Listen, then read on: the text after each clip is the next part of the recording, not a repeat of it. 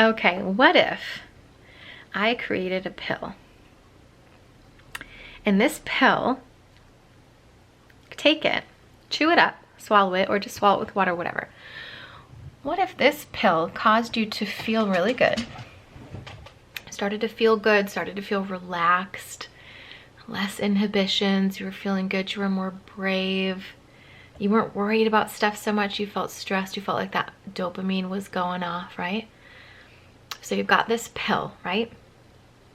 But the side effects of getting that happy feeling is things like your brain responds slower, your memory is impaired, you're not coordinated, so you kind of fall all over the place. You have to pee a lot and then you get dehydrated. If you have a lot of this pill, you wake up and you feel like crap.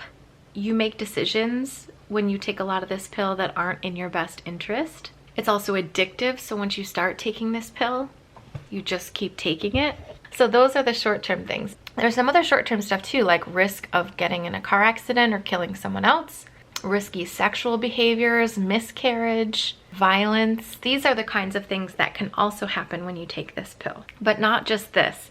Let's say you take this pill, even a little bit of this pill every day or every few days or something like that. And then we talk about the long-term stuff. You can expect the, very real possibility of the development of cancer, heart attack, high blood pressure, stroke, liver disease, digestive problems, cancer of the breast, mouth, throat, esophagus, etc., weakening of the immune system, increasing the chances of getting sick, learning and memory problems, mental health problems like depression, anxiety, social problems, family problems, job-related problems, etc., and then dependence, right?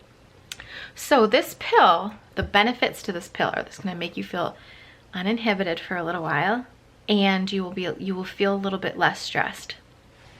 So you have one side is a few pros, right? But the cons list is pretty massive. Would you pay to buy this pill and take it? Would you pay somebody to give you a bottle of this pill and then you would just take them every once in a while? Heck no, you would not. That is not what you would do. But this is exactly, obviously, what alcohol does, right?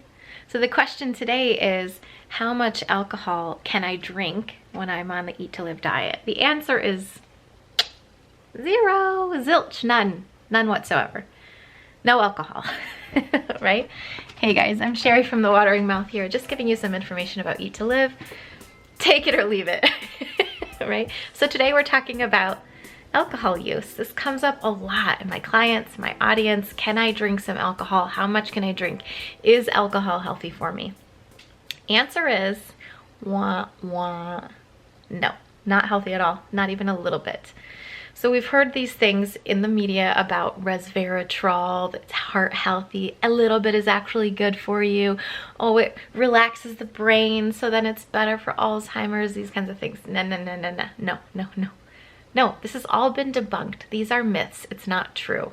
And even moderate, like a small amount of alcohol use can create cancer and all these other effects as well. It's not the amount, it's not dose dependent, right? It's not the amount that you drink that causes these things. Even moderate or light consumption can cause these things, yeah? Let's talk about me personally. Do I drink? Well, if you guys know, if you've been following me for the last 10 years, I've been on YouTube, I think, for 10, 11 years. That's how I got my start, was doing cocktail recipes, actually, right? I loved alcohol. It was fun. I used it on a regular basis, a few times, maybe once a week, twice a week, perhaps. I would drink 2 or 3 drinks at a time and get a little tipsy. I liked the feeling.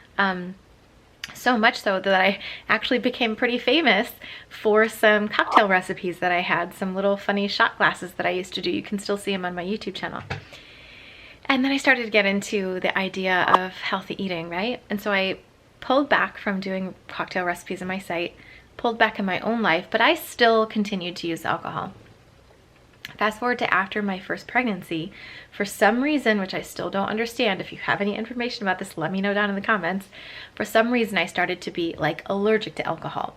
I would go out with my husband, we would have some drinks, and all of a sudden the bottoms of my feet would start to itch like crazy, like have to take off shoes and scratch feet kind of itching, right? And so I thought that maybe this was something I could live with, but pretty quickly, within a few months, I was like, okay, this is terrible. I do not like this. I have to stop.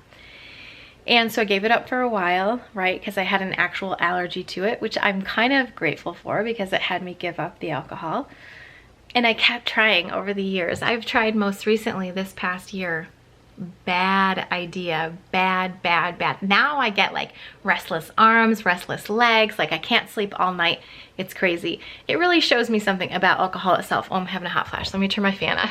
my little fan. It kind of made me think a little bit about what's really happening in our bodies when we drink alcohol. If I'm getting these weird side effects, right? Because I never really had that before, but it started to really make me think when I'm like, oh, this is strange. I don't, you know. So I quit drinking. Several years back, I threw out all my alcohol, gave it to a friend, like done, don't need it anymore. Now, the problem is if you think like you really like it, it's slightly addictive to you and you feel like you can't give it up. That's the issue, right? It's like, if you don't have something like I did, like, some type of an intolerance, right? It can be tough to give it up. But maybe just think about this idea of this pill I was talking about, right? Like, would you pay for something that gave you all of those risk factors, that gave you all of that hassle just for an hour or two of some kind of relaxation? Now, I'm gonna leave you with this, okay? Because this might be a tough video for you to watch, especially if you really like to drink alcohol, right? Listen, it's your body. You get to do whatever you want. There are no Nutritarian police. There are no health police. Nobody's going to tell you what to do. You get to do whatever you want with your body. But if you want to give up alcohol, right? Maybe you think it's too hard, but you still want to. The answer to this, and how do I actually give up alcohol? Now, this is going to sound maybe like a surprise, but learning to manage your emotions without a substance, right?